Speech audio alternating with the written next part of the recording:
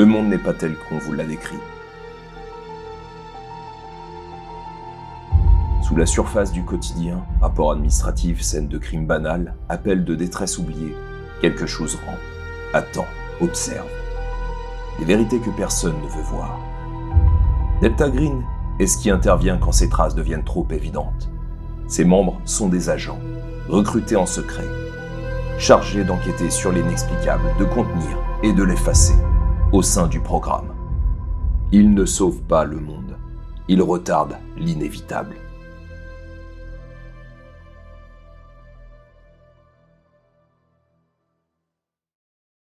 Bonsoir et bienvenue sur Critical Play, une petite émission pas si petite où des joueurs sont réunis autour d'une table de jeu de rôle pour jouer à une campagne Delta Green avec le système Cthulhu Dark, publié par CF of Time. Bonsoir les amis.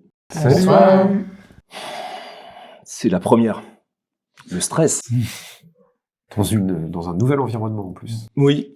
Ah oui, nouveau studio. On espère que vous appréciez le changement. En tout cas, ça crée une ambiance différente pour Delta Green. Pour ceux qui ne connaissent pas, vous avez pu lire en filigrane un petit peu l'origine un petit peu de cet univers. Un univers tiré de Cthulhu, l'appel de Cthulhu. Version contemporaine, donc vous allez découvrir des agents de Delta Green, une ambiance assez horrifique. On va voir ce que ça va donner autour de la table, mais en tout cas, avant de se lancer chacun et chacune, qu'est-ce que vous ressentez par rapport à cette saison? Qu'est-ce que vous attendez ou qu'est-ce que vous espérez ou voir quelle est la crainte que vous avez derrière ce panneau Delta Green? Serious business. Ok. Ouais. Je sais pas, y a rien qui me vient là. J'en sais rien pour l'instant. Est-ce que tu connaissais déjà Delta Green? De ce que tu m'en avais parlé, mais pas plus. Ok. Donc on va découvrir ça ensemble. Et toi Yo? L'inconnu total. Je connaissais pas du tout avant et j'ai même jamais joué dans du Cthulhu à part Pulp. C'était encore même pas. C'était même pas du tout dans. Non, j'ai jamais fait de Cthulhu en plus. Donc ouais, l'inconnu. J'espère survivre assez longtemps, on va dire, de pas faire les mauvais choix. Donc on verra bien. Levez le voile. Ok, on va voir si on va lever le voile ce soir. En tout cas, comme d'habitude, n'hésitez pas à mettre des pouces, à vous abonner si c'est pas déjà fait. Et puis, écoutez des commentaires parce qu'on aime les commentaires. Ça nous aide aussi à pousser cette vidéo, surtout la première, parce que c'est la première qui donne un petit peu le là de l'ensemble de la saison. Donc n'hésitez pas. Et puis, si vous avez envie d'aider la chaîne à améliorer encore ce magnifique décor, à nous aider aussi parce que nous avons des abonnements pour travailler ces épisodes, eh bien n'hésitez pas à visiter notre Tipeee en lien sous la vidéo. Ça nous aide aussi. Et puis si vous avez envie d'être sponsor, n'hésitez pas à communiquer avec nous aussi parce que cette saison nous sommes libres de sponsors, même si nous faisons un gros bisou à DK Initiative qui a de magnifiques projets et puis on est sûr que ça sera une réussite aussi pour eux. Voilà. Bon. On va peut-être se lancer dans le bain. On vous laisse avec la présentation des personnages et puis le générique et on revient juste après.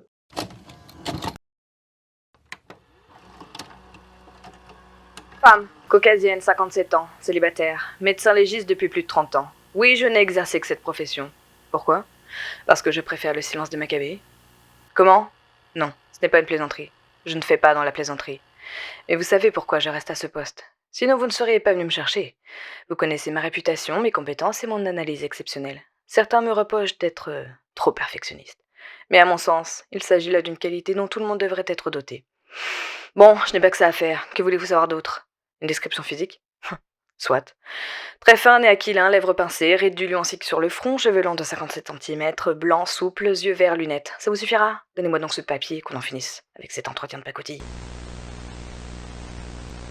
Entretien de l'agent Collins, profiler au FBI. Passif assez complexe, mais à de nombreuses ressources. Cherche déjà à tester comme on l'avait prévu notre homme. Regardez. Pardon? Pourquoi je souris? Non, rien, c'est... Il y a quelque chose dans votre posture. Vous voulez me donner l'impression que vous êtes l'agent expérimenté, qui a de la bouteille, qui sait où il va, mais c'est pas ce que disent vos gestes. Vous savez pas comment vous tenir sur votre chaise, vous manipulez votre crayon frénétiquement, comme pour vous rassurer. Je dirais que vous êtes jeune. Ça doit faire 3 ans que vous êtes arrivé dans le service. Et vous êtes à ce poste récemment. Je suis le premier, je me trompe? Bon alors je vais pas vous expliquer comment faire votre boulot, hein. Par contre, je vais vous expliquer le mien. Moi, je suis celui qui rentre dans leur tête. Celui qui essaye de comprendre à partir de quel moment ils perdent pied, à partir de quel moment ils basculent, et à partir de quel moment quand ils rentrent chez eux et qu'ils ouvrent le frigo, côté de la Budweiser, il y a la tête de leur voisin. Moi, je suis celui qui rentre dans la tête de ceux que vous appelez les monstres, et qui essaie de comprendre comment ils fonctionnent. Pardon? Si ça avait à voir avec ce que j'ai vécu. Ah non, alors ça par contre, mon gars, c'est pas de votre ressort. Pardon, j'avais mes écouteurs. Vous vouliez savoir quoi? Qui je suis? Et pourquoi je suis là? Sur cette dernière, j'aurais préféré que vous le sachiez. Je m'appelle Ethan Cole, reporter, photographe, freelance, pigiste, parasite selon certains. Je viens d'un pays qui se regarde dans le miroir en fermant les yeux. Alors j'ai appris à faire la seule chose qui ait du sens. Regarder à sa place. Je couvre les guerres que depuis que j'ai compris qu'on ne raconte jamais ce qu'elles sont vraiment. Mon travail, c'est d'être là quand il ne faudrait pas. De prendre la photo qu'on qualifiera plus tard d'inconvenante. De rester assez longtemps pour capter la seconde où tout bascule. Physiquement, je suis ce qu'on appelle un type qui n'a pas beaucoup dormi ces dernières années. Trop mince, trop pâle, trop cerné. Les cheveux indisciplinés, toujours les mêmes Vans, les mêmes fringues noires, parce que comme ça, je réfléchis pas. Si j'ai toujours mon appareil argentique en bandoulière, celui-là? Ouais, il marche. Non, j'en veux pas d'autre. Quand je suis derrière l'objectif, je disparais. C'est plus simple pour tout le monde. Mon rôle, dehors, c'est d'être l'œil. Non, pas le héros, pas le soldat. Juste celui qui voit, celui qui cadre, celui qui garde une trace quand tout le reste brûle ou ment. Vous voulez sans doute que je vous parle de ça, du truc qui vous intéresse chez moi? Je sais pas comment l'expliquer, je veux pas tourner des tables, j'invoque rien, je parle pas aux morts, pas vraiment, c'est juste que la vérité je la vois là où les autres préfèrent détourner le regard. Elle insiste, elle se glisse dans les interstices, elle apparaît dans les angles, dans les reflets, dans ce qui ne devrait pas être là, mais qui refuse de partir. Au début c'était uniquement sur mes photos, maintenant parfois ça dépasse. Je l'ai pas demandé, je m'en vante pas, je fais juste avec. Je cadre, je déclenche et quelque chose me regarde en retour. Voilà qui je suis. Un photographe qui continue de faire son boulot quand la réalité ne coopère plus. Et pourquoi je suis là? Parce que vous avez besoin de quelqu'un qui ne ferme pas les yeux. Et parce que moi, je n'en suis plus capable. Entretien de l'agent Craig, vétéran de l'armée et agent du FBI. On a besoin de ce genre de profil pour cadrer une cellule. Il sait répondre aux ordres comme il le faut. Je m'appelle Jackson Miller. J'ai 44 ans et même si les années ont passé, je n'ai rien perdu de la rigueur qu'on m'a inculquée. Quelle est ma forme physique? Je porte les marques de mon métier. Je mesure 1m85, j'ai les cheveux poivre et sel, coupés courts, style militaire. Et une carrure qui témoigne de mes années de service. Je ne suis pas du genre à rester derrière un bureau si la situation exige d'aller sur le terrain. Mon caractère, je suis quelqu'un de méthodique, peut-être un peu austère pour certains. Je ne crois pas aux coïncidences, je crois aux preuves. Ma patience est mon arme principale. En investigation, celui qui s'énerve est celui qui perd. Mon expérience la plus formatrice? La guerre du Golfe, sans aucun doute. J'avais 30 ans à l'époque. Pendant que les chars avançaient, j'étais dans l'ombre avec le CID. Je devais assurer l'intégrité de nos lignes logistiques. J'ai passé des mois à remonter des filières de corruption et de sabotage, sous la chaleur de l'Irak et de l'Arabie Saoudite. J'ai dû interroger des hommes qui avaient tout à perdre, dans des conditions où la loi est parfois floue. C'est là-bas que j'ai appris qu'un dossier ne se referme jamais tant que la dernière pièce du puzzle n'est pas verrouillée. Je ne suis pas ici pour vous raconter des histoires de guerre, mais pour vous apporter cette expertise. Vous cherchez quelqu'un qui sait voir ce que les autres ignorent? Je suis cet homme.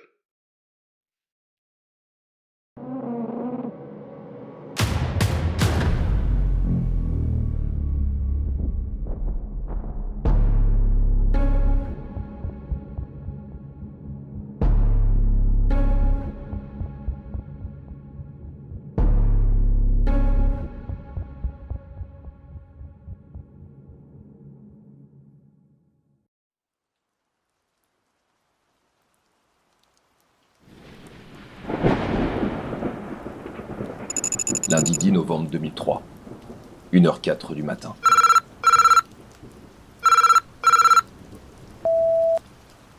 Bonsoir, le temps nous manque.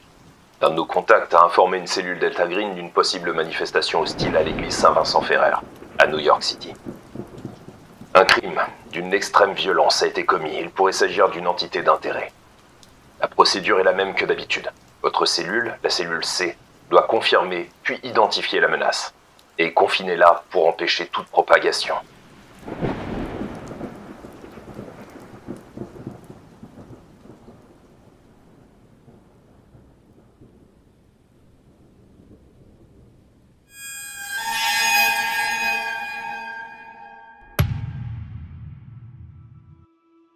Sous les voûtes froides de l'église, la scène s'étale comme une prière profanée. L'autel devenu table de banquet croule sous les victuailles figées, grasses et luisantes, mêlées à la cire fondue des bougies qui suintent lentement comme des lames brûlantes. Au bout trône un homme mort, figé dans une majesté sinistre. Sa couronne de fer noir s'enfonce dans sa peau livide, et 2 pieux de métal sombre le tiennent debout, tel un roi d'effroi. À sa droite, 3 convives mutilés, 2 hommes et une femme, se penchent dans une immobilité grotesque, leurs visages transpercés par des longs pieux noirs qui serpentent depuis la tête du maître macabre. Le fer les relie, les unit dans une communion monstrueuse. À gauche, 3 autres hommes, figés dans le même supplice, complètent le tableau d'honneur. Une odeur âcre de soufre, mélangée de sang séché, de cire et de vin éventé, emplit l'air étouffant. Les ombres dansent sur les murs, ondulant sur les chairs rigides, comme si la scène respirait encore. C'est une messe suspendue, à la fois repoussante et fascinante, un théâtre de silence où la mort, patiente, semble prêcher. Comme sorti d'un terrible cauchemar, vous vous rappelez être à présent au sein de l'église, devenue tombeau de cette sombre scène. Les agents de police et de la scientifique de New York grouillent tout autour de la scène de crime. Le froid mordant de l'extérieur et ses 5 degrés Celsius vous donnent des frissons. Tu reconnais agent Collins, un inspecteur de New York, l'inspecteur Warren, en train de noter des informations sur son bloc-notes. Du coup, je vais m'approcher de l'agent Warren. Il te regarde, donc c'est un homme qui a une barbe grise, robuste et charismatique, au visage buriné qui se tient en dehors de la pluie battante. Son imperméable noir, luisant et détrempé, colle à sa silhouette massive, tandis qu'il griffonne d'une main ferme sur un bloc-notes. Son regard sombre, vigilant et mélancolique, scrute la scène, avec une intensité calme au moment où ses yeux se posent sur toi, agent Collins. Je vous ai déjà vu quelque part, non ? Agent Collins. On s'est rencontrés il y a quelque temps. Ah ouais. C'est bizarre, dans mes souvenirs, vous aviez pas ce nom, mais... Ok, ouais, d'accord. Qu'est-ce que je peux pour vous ? On vient voir la scène. Ouais. Comment est-ce que vous avez découvert quand ? Faites-moi l'historique de la découverte. Tu vois qui prend son carnet de notes. Bon, on nous a appelé à peu près vers 18h. Le père Andrews, que vous voyez dans un coin, un homme, un prêtre massif et austère, au visage buriné et tourmenté, assis immobile sur un banc de l'église silencieuse. Désemparé et hébété, il fixe le sol d'un regard vide, presque spectral, serrant avec ferveur une croix, en bois, entre ses mains tremblantes. Autour de lui, l'air est lourd, solennel, tandis que la pluie obstinée martèle la toiture dans un écho sourd et mélancolique. L'inspecteur poursuit.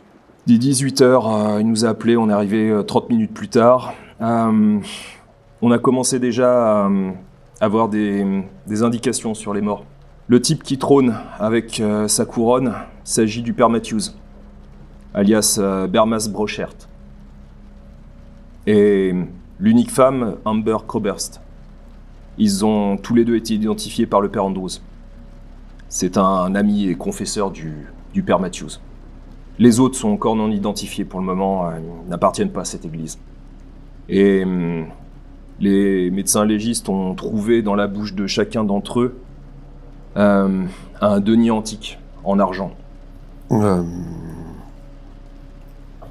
Le père Andrews n'était pas dans l'église avant 18h ? C'est ce qu'essayent de savoir mes hommes. On n'est pas au courant pour le moment, on a tout mis en place pour que personne d'autre vienne. Vous êtes les agents du FBI qu'on vous a appelés. Tu vois, qui vous regarde. Pas un peu jeune, le minot, là ? C'est un nouveau. Ok. Comme d'habitude, évitez de contaminer la zone. Et on va prendre le relais. Je suis pas dans mon premier rodéo. C'est une habitude. Par contre, on a quelqu'un qui aimerait discuter avec ceux qui ont... Tu vois qu'il a un petit rictus en disant ça, qui ont repris l'enquête. L'archevêque de New York. Il vous attend dans le presbytère, qui était détenu par le père Matthews. Donc quand vous aurez le temps, faites un petit tour par là-bas. Apparemment, il a des choses à vous dire. Quand on aura le temps, oui. Ok. Et tu vois qu'il repart avec ses... Je voudrais du coup aller voir le père Andrews. Tiens, d'ailleurs, l'agent Carter, que fais-tu ? Bien, du coup, je vais rejoindre mes collègues médecins légistes. Mhm. Donc, tu vois, qui sont en blouse blanche, protégés pour essayer de vraiment faire attention à la scène de crime. Qu'avez-vous découvert? Tu vois, un homme à lunettes qui te regarde et qui commence à nettoyer ses lunettes. Vous êtes? Agent Carter. Ok. FBI. Ah, d'accord, c'est bon. Ouais, bah pour l'instant, ce qu'on a découvert, c'est ceci, tu vois, qui te montre un denier antique. Dans la bouche de chacun, l'absence totale de traces hématiques. Sur les lieux exclus, une mort in situ. Les corps ont été déplacés. Exsangue, livide, marqué par une pâleur cireuse et un affaissement vasculaire prononcé, il présente des signes compatibles avec une exsanguination complète. La rigidité cadavérique intermédiaire et les lividités fixées indiquent un décès survenu entre 6 et 12 heures avant la découverte des victimes. Et ils auraient été installés il y a...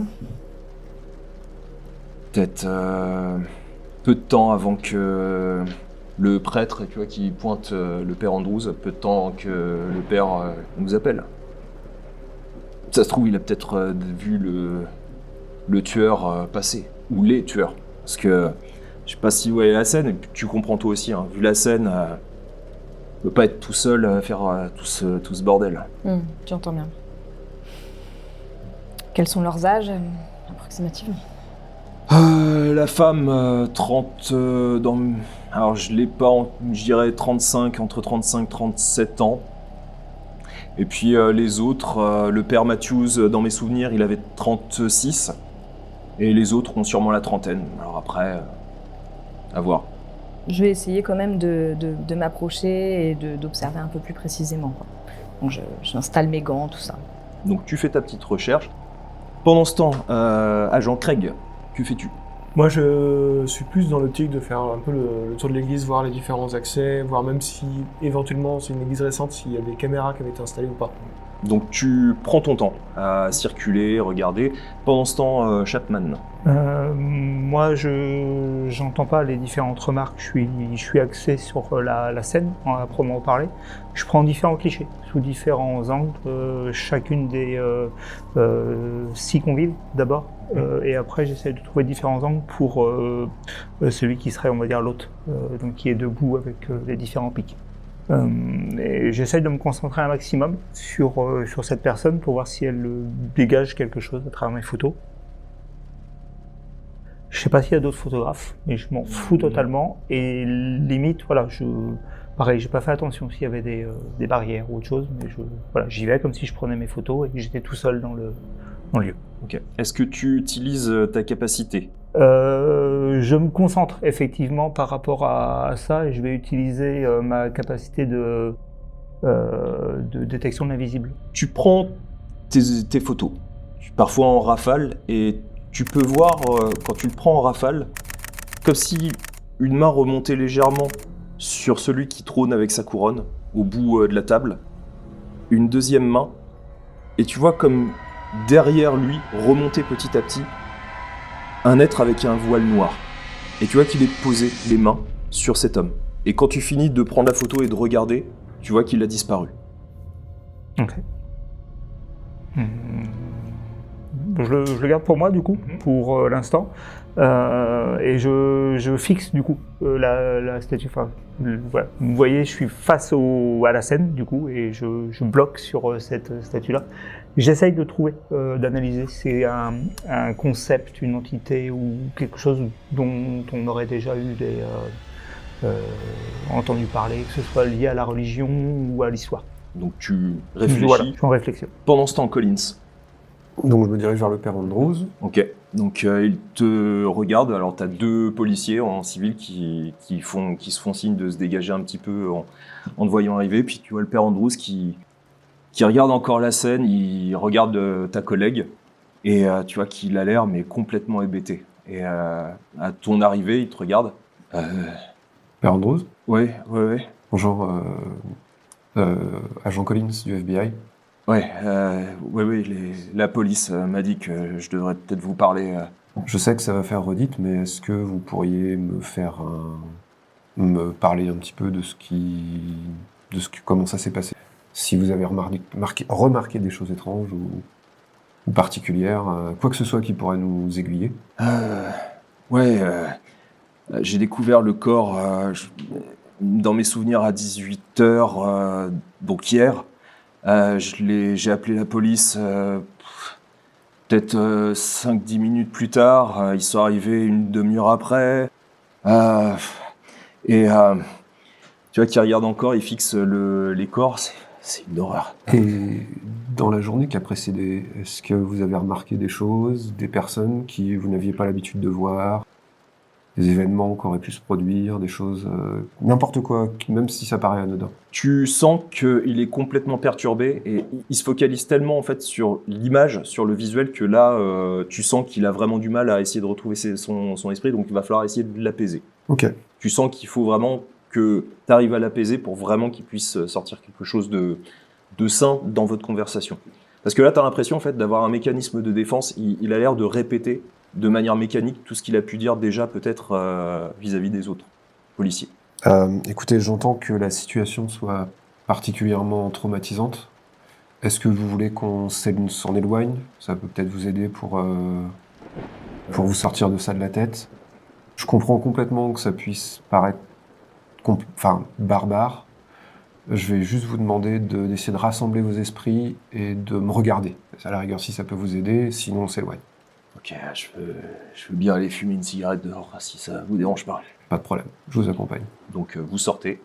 Pendant ce temps, donc Carter, tu fais ta recherche et tu vois que sur les corps, alors ça a peut-être déjà été découvert, mais en tout cas il t'en avait pas parlé auparavant, celui que tu as pu voir, que sur les corps il y a une sorte d'huile. Une couleur particulière? Transparente, mais tu sens que c'est un peu comme du mucus. D'accord. Et à l'odeur? À l'odeur, ça a une odeur un peu de rose. D'accord. À des endroits spécifiques, genre tu sais, au croisement des tuyaux ou Tu regardes et tu vois que c'est vraiment sur l'ensemble de leur corps. l'ensemble de... C'est comme si c'était une seconde peau. Ok. Est-ce qu'ils sont tous vraiment morts dans les mêmes heures ou il y aurait tu vois, des corps un peu plus rigides que d'autres ou Tu fais donc, tu as fait ta recherche, hein, donc grâce à ça, tu vois que c'est vraiment le père Matthews qui a été le premier à être tué. D'accord. Et en deuxième, la fameuse Amber, la seule femme du groupe. Ok. Et est-ce que je peux estimer si les corps ont été embranchés tout d'un coup ou les uns après les autres? Alors comme il n'y a plus de sang, c'est compliqué. Tu arrives à comprendre que le premier a sûrement été celui qui trône, donc le père Matthews, et qu'ensuite c'est venu par vague. Donc ceux qui sont à la première rangée après lui, puis ainsi de suite. Tu m'entends juste comme ça parler. Ils étaient morts avant d'être empalés ou pas? Je ne lève pas ma tête de ce que je suis en train de faire. Je réponds oui. Ok. Je reste moi sur ma recherche. Je vais utiliser ma capacité d'investigation de fin limier, justement pour essayer de voir si sur la table, l'entité que j'ai vue, je me pose la question, c'est est-ce qu'elle me regardait moi? Est-ce qu'elle regardait la table ou juste est-ce qu'elle admirait son chef-d'œuvre? J'essaie de comprendre quelque chose entre ces trois choses. Tu as pu le voir, alors elle avait un voile, mais tu sens que sa présence était vraiment sur celui qui trône, donc sur le père Matthews, comme si elle voulait le contrôler tel un pantin. Ok. Et c'était surtout sentir sa présence sur lui, qu'il la sente. Du coup, je vais faire l'inverse. Je vais me mettre derrière ce cadavre-là et je vais prendre des photos de la table dans le sens pour reprendre un peu les... moi, je le vois comme des points de fuite, les traits. Donc, j'essaye de trouver la perspective de ce que le père Matthews regarde. Pendant ce temps, Craig, tu circules, alors tu vois pas de caméra. Par contre, tu vois que la porte arrière qui mène vers le presbytère, parce que tu as la porte entrouverte, tu vois qu'il y a des traces de pas, plutôt larges. Ça ressemble à des chaussures de montagne. Tu vois que c'est plutôt assez épais comme semelle. Ok. Et c'est à peu près tout. J'avais entendu tout à l'heure que l'archevêque nous attendait dans le presbytère. Oui. Ok, donc je suis au courant. Je suis au courant que c'est pas le genre de chaussures que porte un archevêque. Non. Ok. Elles partent vers le presbytère? Oui. Traces humides. Traces humides. Alors qu'elles viennent de l'intérieur. Je regarde, pour commencer, les chaussures des policiers. Ouais, tu vois que c'est des chaussures de ville. Ouais, il n'y en a aucune qui pourrait correspondre. Non. Je suis loin de tout le reste du groupe? T'es à peu près. Alors ceux qui sont les plus proches, parce que toi tu sors donc Collins vers la rentrée principale, donc carrément à l'opposé de la nef. Donc vous êtes plutôt côté nef, donc intérieur près de l'hôtel. Donc vous êtes plutôt tous les trois réunis, sauf Collins. Donc t'es pas très loin des deux autres agents qui sont près de l'hôtel. Que ça soit Chapman ou... Il y a des agents de police, excuse-moi. Des agents de police près de la porte qui va vers le presbytère? Non. Je vais en toper un peu plus proche. Pour le... Enfin, je sais pas si je peux aller le voir directement là. Ouais, tu vois qu'il est sur son toki, il te regarde, ouais. Excusez-moi, Jean-Craig et VI.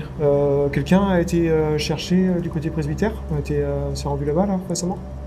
Tu veux qu'il regarde les autres qui font un signe? Non, pas pour le moment. Ok, est-ce que l'un d'entre vous a relevé les traces de pas là que je peux voir d'ici?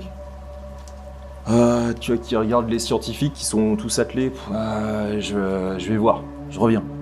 Bougez pas. Et tu vois qu'il se déplace. Moi, je me déplace quand même vers la table pour les prévenir. Je viens de voir des traces de pas, a priori, qui n'ont pas été vues par nos collègues de la police, qui se dirigent vers le presbytère. Et vu les chaussures, ça correspond pas à un profil des personnes qui sont là actuellement. Donc je vais aller voir là-bas faire un tour. Je réponds pas. Je suis dans mon truc. Ils sont au courant, le message est passé. L'homme revient. Ouais, il y avait personne, mais j'ai demandé à un type qui prenne les empreintes. Ok, parfait. Je me dirige vers là-bas. Donc le presbytère même? Vers la porte pour regarder de plus près les traces de pas et ce qu'il y a dehors en fait. J'imagine que je peux le voir, le presbytère, de là où je suis. Ouais, tu vois un petit sentier qui mène vers le presbytère. Qui est éclairé? Qui est pas éclairé, qui est assez sombre. Avec la pluie, tu vois que c'est un peu boueux, mais de temps en temps, t'as les éclairs qui éclairent un petit peu la zone. Et un archevêque nous attend là-bas. Ok. Très bien. Collins, tu sors et tu vois que direct Andrews prend une cigarette, commence à allumer. Ok. Donc vous vouliez savoir quoi d'autre? Si vous aviez un petit résumé de la journée précédente? Si vous avez vu quelque chose ou entendu quelque chose d'étrange, des gens qui n'auraient pas pu ne pas être là habituellement, des nouvelles têtes, Potentiellement, une personne peut intervenir. Si je fais 1 ou 2, cette personne intervient sur un dé de 10. Sinon, t'as le temps d'agir.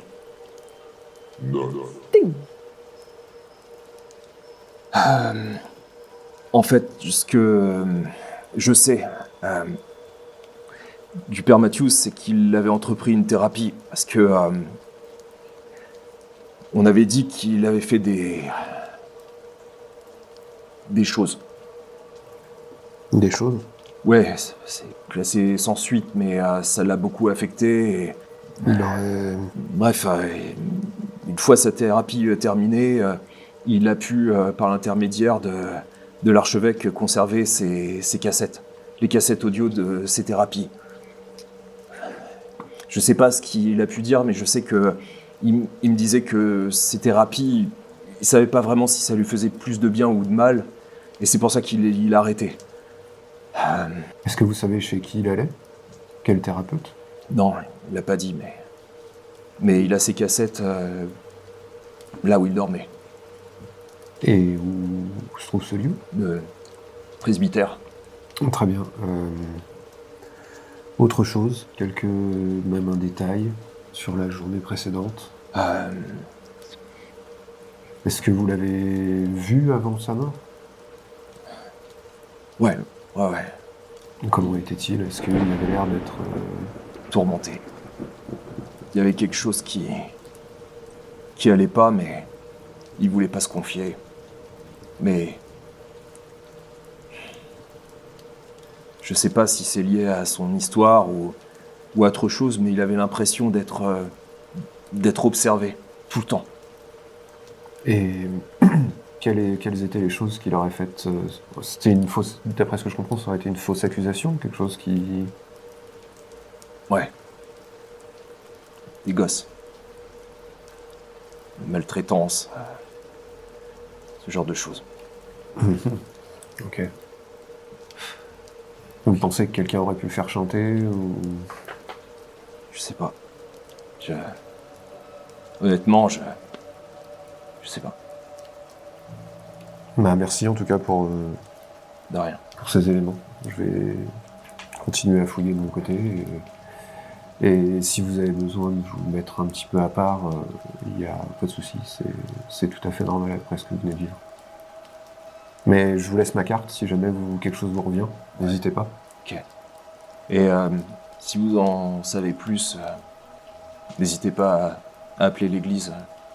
C'est moi qui reprends les lieux tant que ils n'ont pas choisi un autre prêtre pour l'église. Très bien. Putain, et tu vois qu'il reprend une clope, puis il l'allume de nouveau. Je rentre pour partager mes informations. Chapman, donc tu te mets derrière, tu prends quelques clichés ou... Je prends quelques clichés et j'essaye de reprendre la même position que l'entité pour voir ce qu'elle semblait regarder ou semblait voir. Tu te mets derrière et tu peux sentir cette petite odeur de rose qui exhale du corps de ce prêtre. Donc je le dis à voix haute. Ça sent la rose, non? Je sais. Ah, toi aussi alors. Tu sens le parfum ou... Oui, c'est le mucus qu'ils ont sur eux. Un mucus. Ok. Et quand je prends cette position, est-ce que du coup je comprends mieux cette sensation de dire je contrôle le corps que je tiens, ou est-ce que ça me donne quand même une vue particulière? Est-ce que la scène me fait penser à une image, que ce soit une image religieuse, catholique, ou plutôt qu'est-ce qu'on a voulu mettre en scène? Est-ce que j'essaie de comprendre quelque chose? Déjà, la configuration un peu de l'hôtel ressemble presque à une sorte de scène religieuse mais macabre. Vous êtes sur l'hôtel, donc vraiment le cœur même de cette église, et quand tu vois par rapport à la perspective, notamment là où pourrait se porter le regard du prêtre, tu vois que c'est vraiment sur l'entrée principale de l'église. Donc il y a une mise en scène, mais qui n'est pas forcément une mise en scène rituelle ou quelque chose comme ça. C'est pas, il n'y a pas quelque chose qui me choque, qui me rappelle, on va dire, un cliché comme la scène du Christ ou des choses comme ça. Si, justement, voilà. Ça te fait penser à une scène. Christ, il y a quelque chose en face. Ok. Parce que du coup, moi, c'est pas que je me sens pas à l'aise dans l'église, mais c'est pas du tout je m'en fous, quoi. C'est pas là-dessus que j'accroche. J'essaie de faire le lien. À un moment donné, vous voyez mon personnage qui tilt, qui fait Craig, t'as Craig, et je le cherche. Et comme je fais le lien qu'il a parlé de traces, je regarde au sol. Est-ce qu'il y a un lien du coup entre les traces et la scène? Oui, tu vois certains au niveau de là où tu es. Tu vois 2-3 marques qui ont l'air d'être similaires. Tu vois un peu au loin de là où est parti Craig. Tu vois qu'elles sont à peu près similaires. Ok, et bah, du coup, nonchalamment, je me mets à suivre les traces pour essayer de comprendre. Voilà. Et je me dirige du coup vers la sortie, je suppose. Carter, tu le vois partir. Est-ce que tu fais quelque chose de particulier ou... Moi, j'ai pas fini. Est-ce que je pourrais savoir comment ils ont été vidés de leur sang? Donc, tu continues à inspecter. Tu vois au niveau de l'aine comme une saignée. Ok. Et tu peux relever leurs vêtements et tu vois qu'effectivement, ils ont tous cette marque sur la partie gauche. D'accord. Je vais un peu plus m'attarder sur la femme et le père Matthews, puisque ce sont les deux seuls identifiés. Déjà la femme, parce que pourquoi c'est la seule, et le père Matthews, pourquoi lui est mis là, quoi. Tu vois, est-ce que je vois des choses un peu qui sortent... voilà. Parce qu'il sort vraiment de l'ensemble de la scène, c'est vraiment le regard du père Matthews. Il a une sorte... Enfin, tu as cette impression, tu ne l'avais pas vu de loin, et pareil, hein, personne n'avait l'impression de le remarquer sur son visage, mais tu as l'impression, en fait, en étant tout près de lui, au niveau d'un angle particulier, tu as presque l'impression qu'il sourit, mais presque une grimace. Et c'est bizarre parce que en se déplaçant très légèrement, en reculant, tu n'as plus cette impression. Tu as l'impression plutôt d'un regard triste. Et quand tu te rapproches de nouveau, tu as vraiment l'impression de cette grimace. Mais vraiment une grimace, tel presque le sourire du Joker, enfin, tu as vraiment quelque chose de très particulier. Ok. Je pense avoir une dernière question. Est-ce que je vois des traces de lutte? Non. M'indiquant comment ils auraient pu mourir? Pas de traces de lutte. Ni, tu vois, d'étouffement ou... Non. Ok. Une fois que j'ai fini ça, je lève la tête. Tu vois Collins qui rentre Et tu vois en même temps Chapman qui sort du côté de l'arrière en fait de l'église. Ok, et du coup, je vais en tout cas, je vais me décaler de la scène et commencer à prendre des notes. Donc Collins, tu vois Carter. Bah, du coup, je m'approche du nouveau. Oui, alors du coup, ils sont recouverts de mucus qui sent la rose. Il y a eu une saignée sur le côté gauche de chaque cadavre, indiquant qu'ils ont été vidés de leur sang à peu près totalement. De cette manière, ils sont décédés il y a à peu près 6 à 8 heures. Le père Matthews les aurait découverts à 18 heures. Le premier décédé aurait été le père Matthews, puis la femme. Ils ont été installés de manière à ce que ce soit le père Matthews en premier, puis les uns après les autres. Je pense que c'est tout. Blessure sur le flanc gauche. Une saignée. Une ouverture. Pour faire sortir le sang. Il me semble que c'est le côté sur lequel avait été frappé, tu sais, dans la... Oui. Oui, voilà, c'est une référence biblique. Aucune idée. Le Christ a été frappé du côté gauche par la lance de Longin. Peut-être. Si. Et on est devant une scène qui représente quasiment un dernier repas. Oui, très certainement. Je cherche du coup l'autre médecin légiste. Pouvez-vous montrer à mon collègue la pièce? Tu vois qu'il allait remballer. Ok. Ce qui sort, alors il te sort carrément donc toutes les pièces donc qui sont numérotées dans un sachet en plastique individuel. Tu t'as dit que ça ressemblait... Deniers antiques. Deniers antiques. Ok. Il y en a combien? En tout 7. Un par victime. Elles étaient placées dans leur bouche. Et on a un personnage central ça ressemble à une couronne d'épines en fait. Oui. Mais en métal. Mais en métal. Et on a un personne central qui a une couronne d'épines. C'est de circonstance. Où sont Eh bien, du coup, je te montre j'imagine qu'on en voit, du coup. Ils ont suivi ces traces de pas, d'ailleurs, je pensais y aller. Eh bien, oui, allons-y. Pendant ce temps, de ton côté, Craig, tu arrives devant le presbytère. Ouais, alors ce que j'allais te dire, vu qu'il n'y a pas d'agent de police, je pars du principe que ça n'a pas été fouillé, vu qu'ils n'ont pas trouvé les traces de pas, et j'avais par réflexe sorti de l'arme à feu quand même, au cas où je tombais sur une mauvaise visite. Tu vois de la lumière à l'intérieur du presbytère, Ok. Les traces de pas s'arrêtent où? au niveau de la porte. Est-ce que je vois quelque chose sur la porte? Le moindre signe de la saleté ou... Non.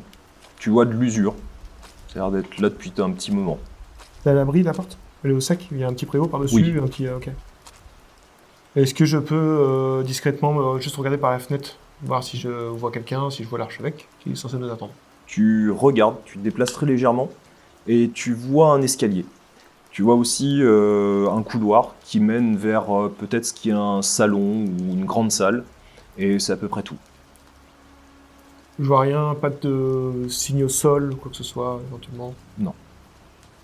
Je regarde si la porte est verrouillée, enfin, si ça juste en la poussant un petit peu si elle s'ouvre. Tu peux l'ouvrir, tranquillement. Et tu entends derrière toi Chapman qui arrive. Donc tu vois Craig qui a légèrement entrouvert la porte. Je me retourne vers lui. Silence. Je te demande de pas faire de bruit pour éviter justement... je t'explique par signe qu'il y a potentiellement quelqu'un à l'étage. Moi, juste avant de sortir, j'avais juste mis le doigt sur les traces et je les avais senties. Je voulais savoir si on avait... Est-ce que c'était de l'eau ou du mucus qui sentait la rose? C'était de l'eau. De l'eau. Ok. Du coup, j'arrive avec lui, avec mon appareil. Et, écoute, tu penses que on peut pas rentrer? On est censé être attendu, si j'ai bien suivi. Justement, je vais rentrer. On sait comment s'appelle l'archevêque? Non, il ne l'a pas donné. Non, si. Non, justement, il est juste l'archevêque de New York. Ah oui, c'est ça. On connaît pas son nom, ok. Ok, je rentre et en tant qu'agent du FBI, je frappe à la porte. En frappant du poing. FBI! Est-ce que quelqu'un est présent? Vous entendez, au loin, à peu près une vingtaine de mètres, c'est la distance entre l'église et le presbytère. Vous voyez donc vos deux collègues, et notamment la voix assez imposante de Craig qui appelle à l'intérieur du bâtiment. Donc est-ce que vous restez à distance? Est-ce que vous les retrouvez tous les deux? Moi, j'en profite pour observer un peu mieux les traces. Non, je vais me rapprocher d'eux. Tu entends une voix. Montez à l'étage. La voix me paraît âgée ou pas? Non. J'imagine qu'un archevêque n'est pas tout jeune. Enfin, Généralement, non. c'est ça. Ok, bah je rentre dans le presbytère. Est-ce que je vois quelque chose, des traces de lutte quelque part avant de procéder à... Non, tu vois que c'est très propre. Ok. Donc Chapman a dû entendre. Oui. Ok, bon, je commence à monter. Tu arrives juste au palier au moment où... Donc tu montes ou tu restes sur le palier? Je commence à me diriger vers l'escalier, quoi. Donc tu le vois commencer à se diriger vers l'escalier. De ton côté, Carter, donc tu essayes vraiment de prendre du temps à inspecter...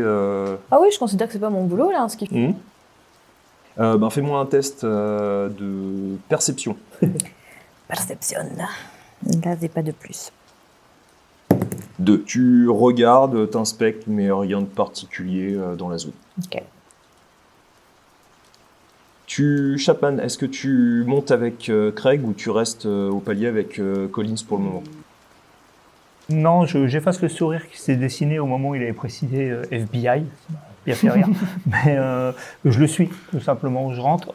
J'essaie de voir si les traces sont aussi dans le sol du presbytère. Ouais, non, elles y sont pas. C'est comme si elles s'étaient arrêtées.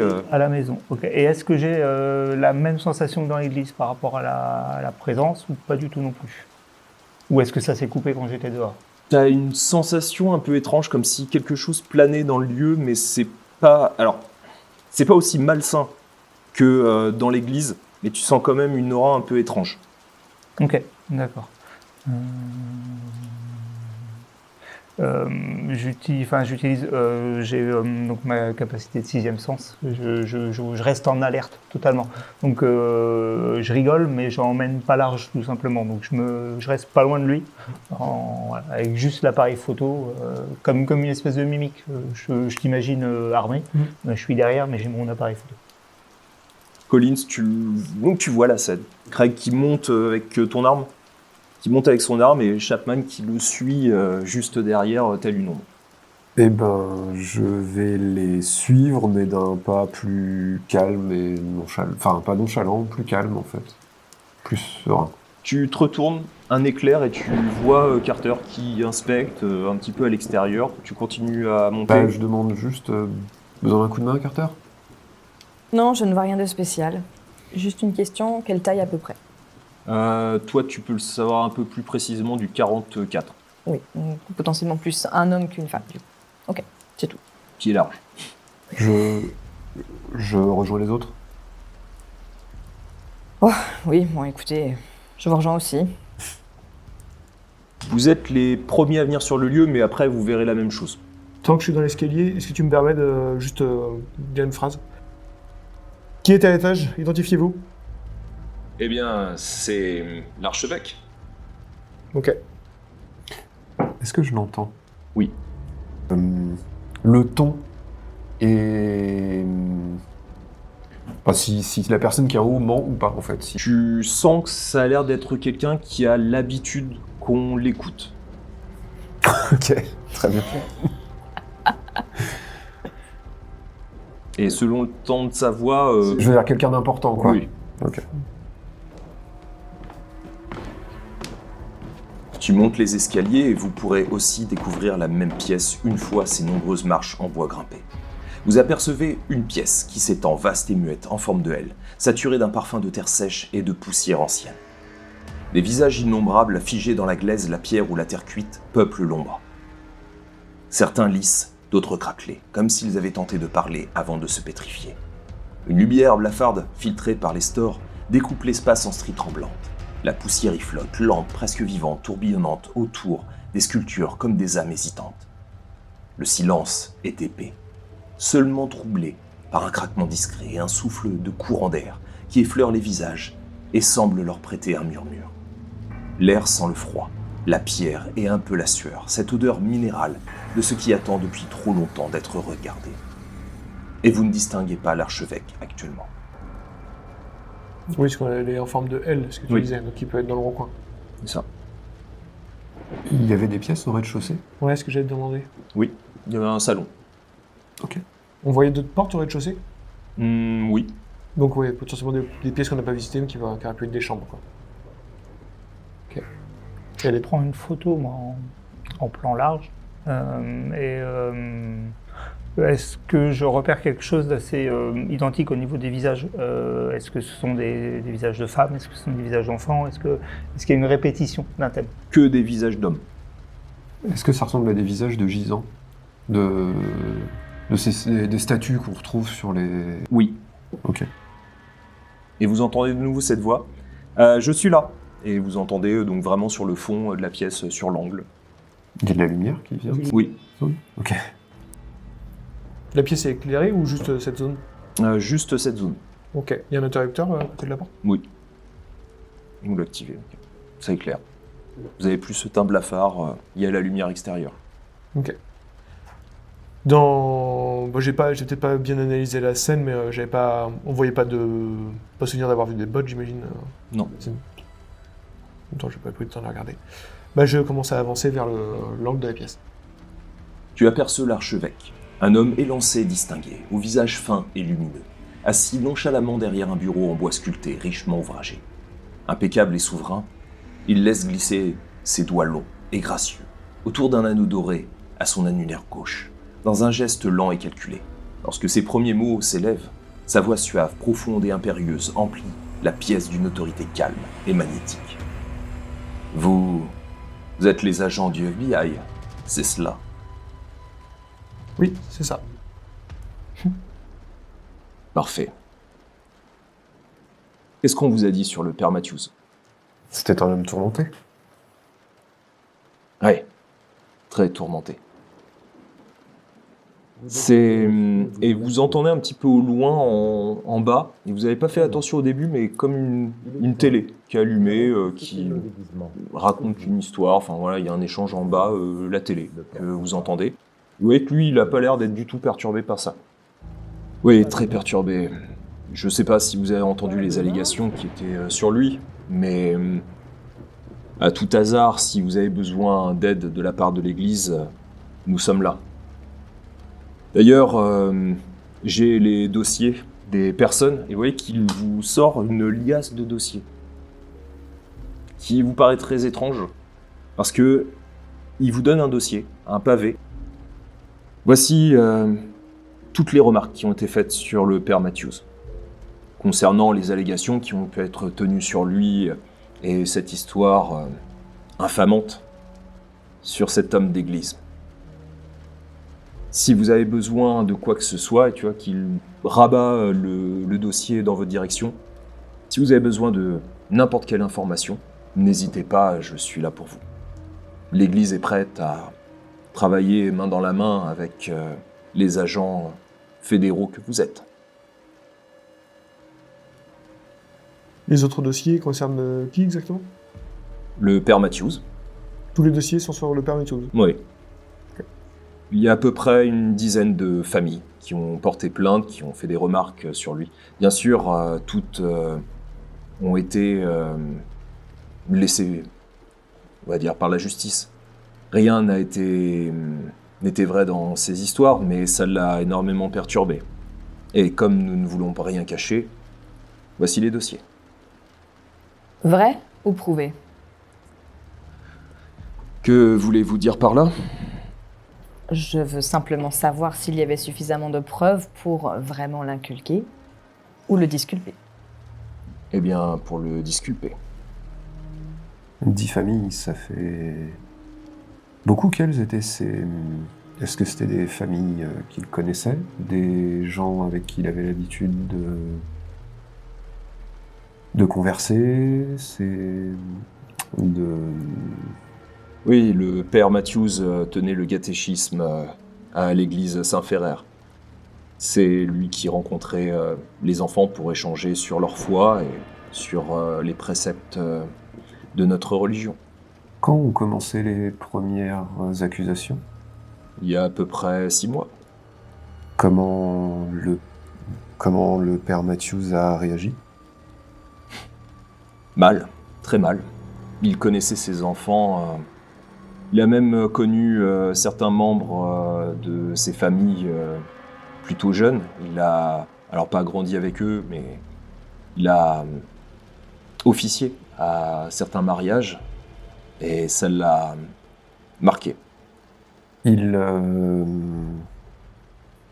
suivait une thérapie. Oui, payé par l'église. Et elle visait simplement le fait de surmonter ce traumatisme ou autre chose? Apparemment, ça concernait particulièrement sa vie au sein de l'église. Il se posait des questions. Ce qui est normal après les ragots qui ont pu être sortis sur lui. Et il est désolé de ramener ça, la scène barbare qui se trouve en bas, mais les personnes autour de cette table, autour du père Matthews, sont des membres Et votre de congrégation? la congrégation. Merci. Je ne sais pas, je n'ai pas de nom, mais si vous voulez me les indiquer, je serai prêt à vous confirmer ou non ces noms. Peut-être voir une concordance avec les dossiers que nous avons devant nous déjà. Les victimes devraient être identifiées d'ici peu. Très bien. C'est vous qui avez allumé la télé en bas? Tu vois qu'il l'écoute? Non. Qui était dans cette maison avant vous? Personne. Permettez que nous fouillons le lieu? Allez-y. Du coup, je redescends. Je te suis. Ok. Chapman? Je demande, je peux vous prendre en photo? Si vous voulez, tu vois qu'il se redresse et il prend déjà son manteau. Parfait. Et je le prends pendant qu'il le fait. Je fais diverses pauses. C'est juste personnel. Excusez-moi. Je vois. Est-ce qu'il y avait des traces autour de lui Non. Non, rien de particulier. Mais tout est très propre. Tout est très propre par rapport à la vétusté qu'on a vue de la porte dehors, évidemment. Ok. Et l'atelier qu'on a là, c'est un hobby du père Matthews? Oui. Il avait une passion qui était tout aussi dévorante que sa foi. Ok. Ça arrive à d'autres. Carter? Où suivait-il sa thérapie? Tu vois qu'il prend une carte. Maggie Dereng, docteur. Docteur. Belle vue. C'est nous qui avons choisi cette professionnelle. Parce que vous la connaissiez? Oui. Je ne dis pas un mot de plus et je vais un peu plus observer du coup l'atelier. Lui descend et semble sortir. Vous êtes déjà au rez-de-chaussée, vous allez près de la porte où se trouve la télé, vous entendez, vous commencez à ouvrir la porte que déjà vous entendez un petit peu plus fort la télévision. Mais lui commence à sortir, il vous fait un signe. Messieurs. Est-ce qu'il avait l'air... Pardon. Est-ce qu'il avait un sac, quelque chose avec lui? Oui. Une mallette. Une mallette? Je l'arrête 2 minutes. Je lui dis, excusez-moi, monseigneur, je crois que c'est comme ça qu'on s'adresse à vous. Oui. Qu'en portez-vous? Eh bien, tu vois qu'il ouvre sa mallette, c'était là où se trouvaient les dossiers. Donc la mallette est vide? Oui. D'accord. Il referme. Content? Oui. Je n'ai rien à cacher. Avant que vous partiez, la porte était-elle verrouillée quand vous êtes arrivé? Oui. Et il sort, en fermant la porte. Je ne voulais pas en parler devant l'archevêque parce que... ne sachant pas si ce qu'il nous a dit est vrai ou pas, je voulais pas le mettre sur une piste, si on peut appeler ça comme ça. Le père Matthews, quand il était pendant ses 6 mois, c'est ça? Pendant ces 6 mois, a suivi une thérapie et cette thérapie a été enregistrée. Père Matthews avait demandé à garder les cassettes. Donc je pense qu'il les a laissées ici. Ce serait je pense un bon moyen de mettre... Enfin, si on peut mettre la main dessus, je pense que ce serait un bon moyen de mieux comprendre ce qui se passe. Quand il dit ça, on sait pas si c'est des cassettes audio et vidéo. Non. Ouais. Il dit ça, moi, je me pose la question, j'essaie d'écouter un peu plus ce qui passe à la télé, voir si j'arrive à entendre éventuellement la voix de quelqu'un qui parle. Ouais, là, tu entends plutôt des pubs. Tu vois que c'est la publicité. Il vient toujours derrière, en fait, ça vient d'une pièce qui est fermée. Ouais. Bon, moi, je le dirige vers la porte et je frappe à la porte. Ok. Tu frappes, pas de bruit. Si ce n'est la télé. FBI, quelqu'un présent dans la pièce? Silence. L'orage. Au-dessus de vous. Bon, je prends mon arme et j'ouvre la porte. Là, tu vois plein de cartons. Enfin, vous le voyez, hein, vous discernez, il y a plein de cartons. Ça a l'air d'être le bordel par rapport au reste des autres pièces. Si ce n'est l'atelier, vous avez vraiment un peu cette impression aussi d'un artiste qui travaille différentes matières, etc.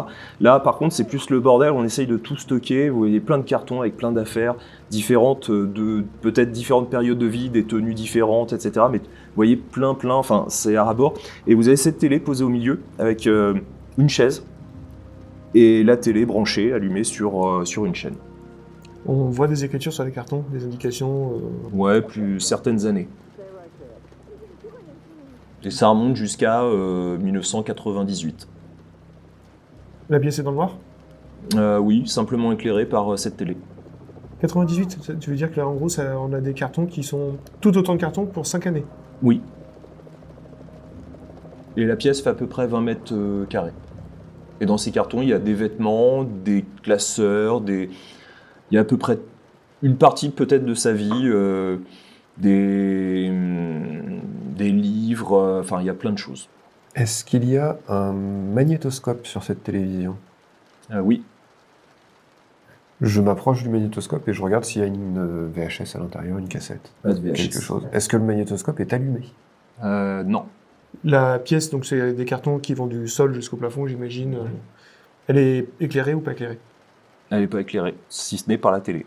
Ok, bon, j'allume l'interrupteur et je commence à fouiller les premiers cartons qui sont devant. Est-ce que vous, de votre côté, vous faites la même chose pour gagner plus de temps ou est-ce que vous faites autre chose à côté?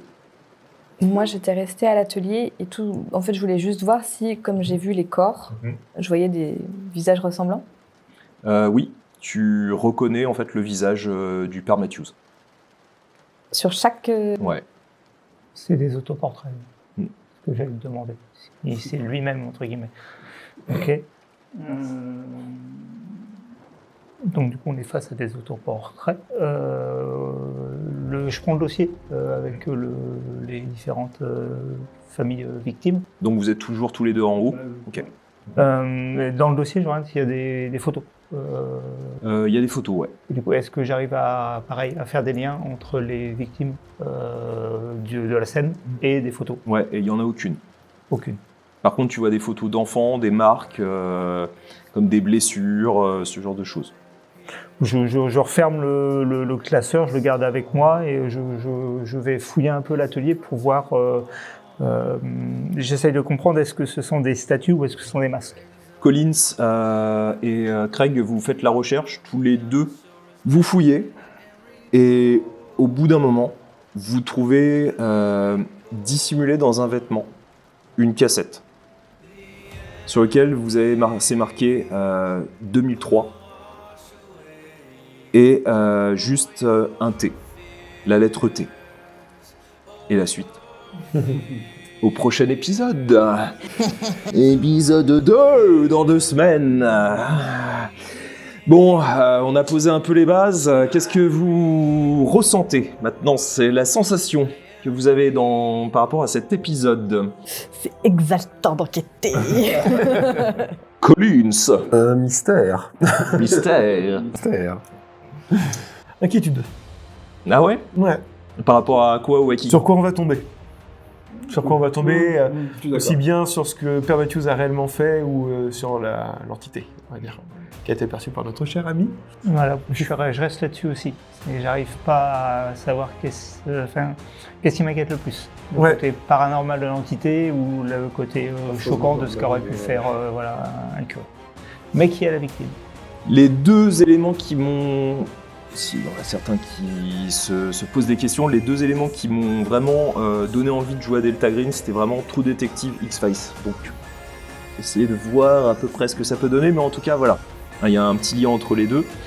En tout cas, on va se retrouver d'ici 2 semaines. N'hésitez pas à mettre des pouces, à vous abonner, à mettre un commentaire, voire à partager. Oui, exactement. Partager. Mettre la cloche, faut pas rater. T'as été pris au dépourvu complet. Complètement, je viens de me réveiller, pardon. Et puis, n'hésitez pas à commenter, parce qu'en plus c'est le premier épisode, donc n'hésitez pas à dire ce que vous pensez de ce premier épisode. En tout cas, on a des agents de Delta Green qui sont au taquet. Et on verra ce que dissimule cette fameuse cassette. D'ici 2 semaines, on fait de gros bisous, et puis on vous dit à dans 2 semaines pour la suite. Voilà. Salut. Salut.